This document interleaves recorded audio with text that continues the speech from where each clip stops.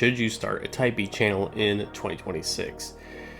Well, honestly, the answer isn't so straightforward. It's not a simple yes or no. There's some things we need to take into consideration. One thing that no one talks about with type beat channels is it's not about how talented you are, but it's more about how well you can handle the system. The repetition, the consistency, the niche boxing, the algorithm. And with AI music, oversaturation, YouTube constantly changing the algorithm, a lot of producers are starting to wonder if it's even worth doing anymore. So in this video, I'm going to be breaking down the pros and the cons, what YouTube is looking for, and if it is a good move for you. The first thing you need to ask yourself is, what is your end goal of making a type beat channel? Are you trying to sell more beats? Are you trying to build a producer brand? Are you trying to improve your skills? Are you trying to build YouTube ad revenue? You're trying to get placements, attract artists? There's a lot of producers who jump into type beats because they see someone who's getting, tons of views every day, getting sales. But what they don't realize is what comes with that. And to succeed, you're going to have a clear niche, consistency, speed, efficiency, and the ability to do similar music all the time without getting burnt out and quitting after 3 weeks. And that's the part that no one glamorizes. The producers who usually win the type beat game are not necessarily the most talented or most creative producers. A lot of the time, they're just the most consistent. They understand exactly what audience they're serving, what sound performs, which thumbnails get clicks, how to produce quickly and get it to the high enough quality level, and you basically become a machine. And honestly, there's benefits to that. You get extremely efficient, you improve fast, your drum selection gets better, you get quicker at arrangement, you develop your ear through repetition, and after doing a few hundred beats in the same niche, you're gonna get very talented at that specific sound. But there is a downside to that, and it's a huge one for a lot of producers, and that's because once you get going in a niche, you're not really allowed to switch out of that. YouTube rewards consistency, and if you post a Memphis trap beat one day and that does really well, and the next day you post an R&B beat, your views are going to tank, and it's going to take a while to build them back up. And it's just not how the algorithm is set up, because every time you post something that isn't your niche, it's going to just confuse the audience, and it's not going to know who to show it to, and in turn you're not going to get views. And that can get very exhausting because you're having to make the same exact sound over and over again, and you just start feeling burnt out, uninspired, like every beat sounds the same. And to compete with the top channels, you're going to have to upload consistently. I'm not talking about once a month, I'm talking about multiple times a week or even every day. But before you start a type beat channel, you have to ask yourself, can I realistically sustain this? And here's the biggest issue that a lot of producers don't understand is YouTube is not optimized for type beats. The algorithm rewards above everything else is time on platform. You're gonna have to give YouTube some top.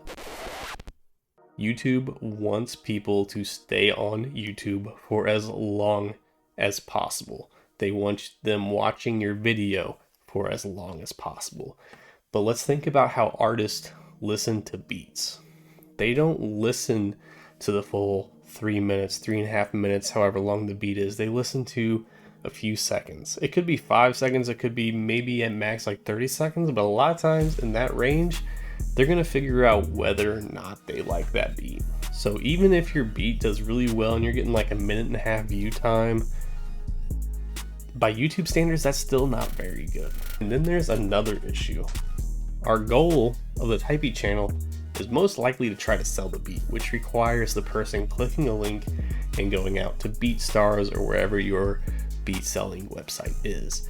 And every time you take someone off of YouTube, that's a negative signal to the YouTube algorithm because you're taking them away from the platform.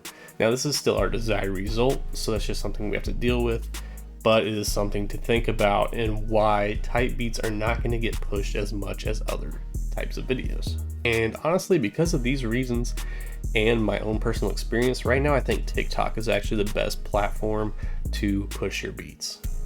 Artists don't have to watch 3 minutes for your video to get pushed. They don't need 3 minutes to determine whether they like the beat or not. They need 3 to 5 seconds. If they really like it, they're going to listen to 15, 30, maybe even a minute.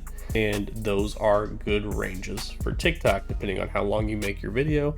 It's more about the duration of your short and how long they actually watched it. So TikTok is great for beats because short videos perform well. It's all, short form videos. You can loop it, so if you set up your beat correctly, it can loop through and they'll be listening multiple times, going through the same video. They may not even realize it. They might be freestyling to your beat or whatever it may be. I also find it's way easier to get engagement on TikTok. People are more likely to comment, like, share, repost. So all those things help push your video more. I've had beats on YouTube, they get like a couple hundred views, like 200 to 300. And then on TikTok, they'll get several thousand. I even had a beat that had like 200 views on YouTube, maybe not even 200. And then on TikTok, it got like 5,000-6,000, and I ended up selling that beat for $1,000. Whereas YouTube might have driven like 1 or 2 lease sales. And that doesn't happen every time. I'm not saying it's going to happen for you, but that is my experience. And at the end of the day, why not be posting on more than one platform? So should you start a type beat channel in 2026? Well, it depends. If you can stay consistent, you understand niche strategy, you can produce efficiently, you're okay with sacrificing some creative freedom to build a channel and push a specific sound, then yes, it is still, a great way to get views on your music, to get beat sales, etc. You might even get placements. But if you hate repetition, being forced into a posting schedule and that kind of consistency, you like to experiment with a bunch of different types of beats, then a type beat channel may not be the best option for you.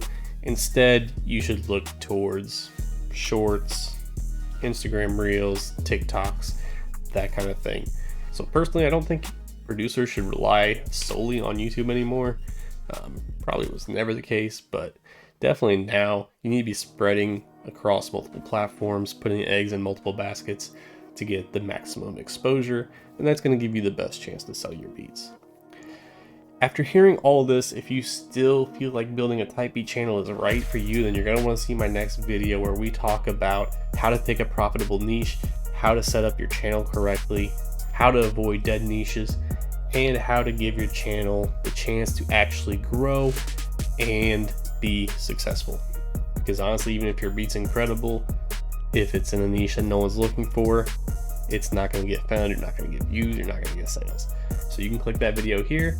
If it's not there yet, then it's going to be there very soon. So make sure you're subscribed to the channel, and I'll see y'all next time.